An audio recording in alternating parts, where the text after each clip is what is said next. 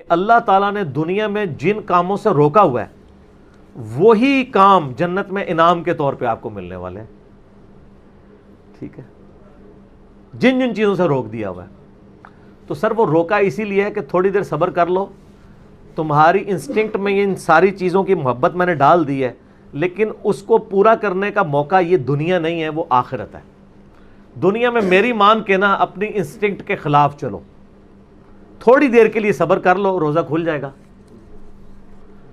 یہ دنیا میں بھی ہم نے ایک بڑا روزہ بھی رکھا ہوا ہے جس میں ہم نے حرام سے بچنا ہے, اور اس کی افطاری جنت میں ہوگی.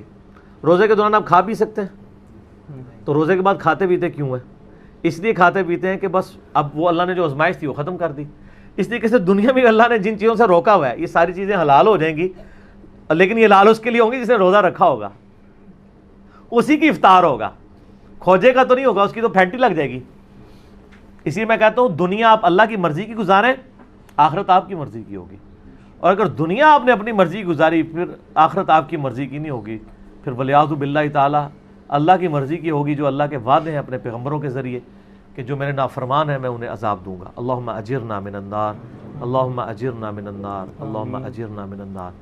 سورہ آل عمران میں بھی ہے نا, زُيِّنَ لِلنَّاسِ حُبُّ الشَّهَوَاتِ مِنَ النِّسَاءِ, اور اس کے بعد کافی چیزیں اللہ نے گنوائی ہیں کہ اللہ تعالیٰ نے مزین کر دیا ہے انسان کے لیے, یعنی دنیا کی جو اٹریکٹفل چیزیں ہیں ان میں سے عورتیں ہیں, مال ہیں, بیٹے ہیں, سونا چاندی کے یعنی ڈھیر ہیں, اور نشان زدہ گھوڑے ہیں, برانڈڈ کاریں ہیں آج کل کے دور میں. تو یہ ساری کی ساری چیزیں اللہ تعالیٰ نے ان کی محبت ڈال دی ہے, لیکن یہ محبت اللہ کو کراس نہ کر جائے, لمیٹڈ رہے. ان لمیٹڈ ہوگی جنت میں, جنت میں زندگی بھی ان لمیٹڈ ہے, نعمتیں بھی ان لمیٹڈ ہے.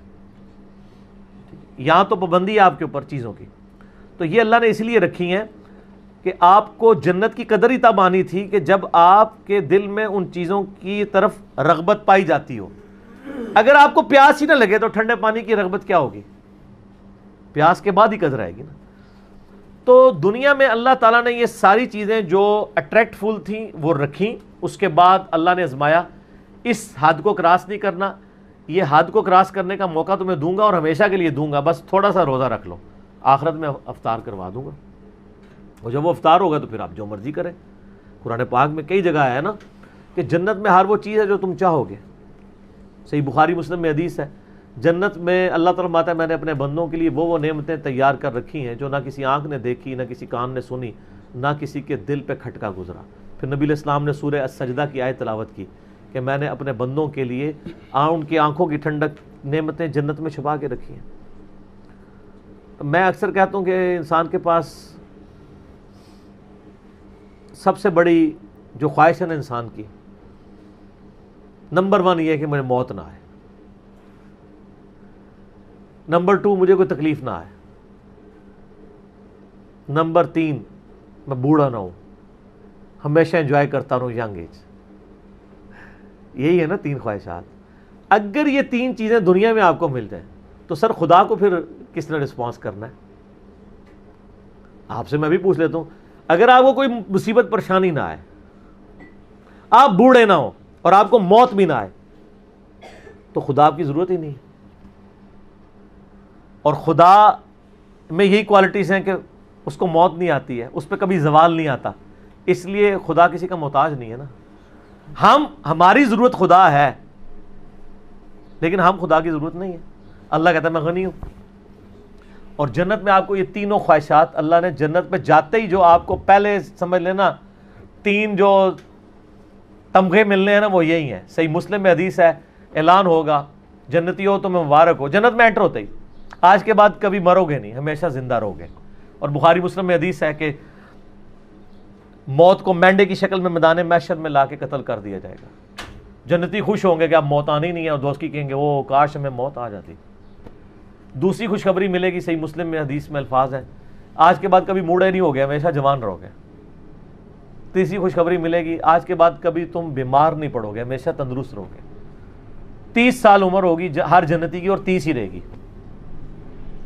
اور چوتھی خوشخبری اتنی بڑی ہے کہ آج کے بعد اللہ تم سے ناراض نہیں ہوگا, ہمیشہ ہی راضی رہے گا. یعنی جنت میں جو مرضی کرو, ناراضگی اللہ کی ہو ہی نہیں سکتی, کیونکہ جنت میں یہاں شراب حرام ہے، وہاں شراب جائز ہے. آپ کون سی نافرمانی دنیا میں سوچ سکتے ہیں، وہ جنت میں آپ کو گارنٹی دیتا ہوں آپ کر سکتے ہیں. تو اللہ نے کہاں سے ناراض ہونا ہے؟ نماز ہی کوئی نہیں. آپ کہیں گے نا دنیا میں سب سے بڑی نافرمانی ہے کہ میں نماز چھوڑ دیں، جنت میں کوئی نماز نہیں ہے. کوئی کہتا ہے شراب سب سے بڑی ہے، تو پئیں سر جتنی مرضی پئیں. کوئی کہتا ہے عورت کی طرف رغبت ہے، تو سر جتنی مرضی عورتیں. ٹھیک ہو گیا. لیکن یہ روزہ ادھر رکھنا پڑے گا. اور یہ اللہ تعالیٰ نے ویسے آزمائش میں ڈالا ہے، اس میں کوئی شک نہیں ہے. صحیح مسلم میں حدیث ہے کہ نبی علیہ السلام فرماتے ہیں اللہ تعالیٰ نے جنت کو ناگوار چیزوں سے ڈھانپ رکھا ہے. جنت تک پہنچنے کے لیے بڑی ناگواری آپ کو ہوگی. اور دوزخ کو خوشنما چیزوں سے ڈھانپ رکھا ہے. یعنی دوزخ کے اوپر تو کڑگا لگا ہوا ہے، ہر بندے ادھر بڑھے گا. اور جنت والا بندہ سوچے گا 10 بار یار بڑا اوکھا راستہ ہے، ایک کون کر سکتا ہے جی. یہ حدیث مسلم شریف میں. اس کی ایکسپلینیشن ایک حدیث ہے ابو داؤد میں، سنن نسائی کے اندر، سنن ابن ماجہ میں، بڑی ڈیٹیل حدیث ہے. یہ ساری حدیثیں آپ کو مشکات کی تیسری جلد میں جنت والے چیپٹر مل جائیں گی. وہ بڑی مزے کی حدیث ہے کہ اللہ تعالیٰ نے جب جنت کو پیدا فرمایا نا تو حضرت جبرائیل کو کہا ذرا جنت دیکھ کے آؤ. وہ آئے، کہتے ہیں یا اللہ کیا بات ہے، مجھے تو نہیں لگتا کوئی بندہ سر دھڑ کی بازی نہ لگا دے جنت میں پہنچنے کے لیے. مجھے لگتا ہے یہ سارے لوگ ہی جنت میں پہنچ جائیں گے کیونکہ جگہ ہی بڑی زبردست ہے. اللہ نے فرمایا اچھا. پھر اللہ نے جنت کو ناگوار چیزوں سے ڈھانپ دیا. دنیا میں نمازوں کی مشقت، بیوی بچے ماں باپ کے ساتھ حسن سلوک کی مشقت، حلال و حرام کے فرق کی مشقت، روزوں کی مشقت، کتنی مشقتیں ہیں، شریعت کی پابندیاں. اللہ نے فرمایا اب جا کے ذرا جبرائیل دیکھو. واپس ہے، انہوں نے کہا اللہ تیری عزت کی قسم مجھے نہیں لگتا کوئی بندہ جنت میں پہنچنے میں کامیاب ہوگا، اتنی ہرڈلز رکھ دی ہیں تو نے. اللہ نے فرمایا اچھا اب دوزخ کو دیکھو.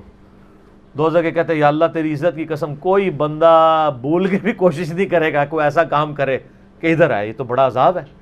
پھر اللہ تعالیٰ نے دوزخ کو ڈھانپ دیا دنیا کی خوشنما چیزوں سے، اٹریکٹفل چیزوں سے، شہوات سے. کہا جبرائیل اب دیکھو.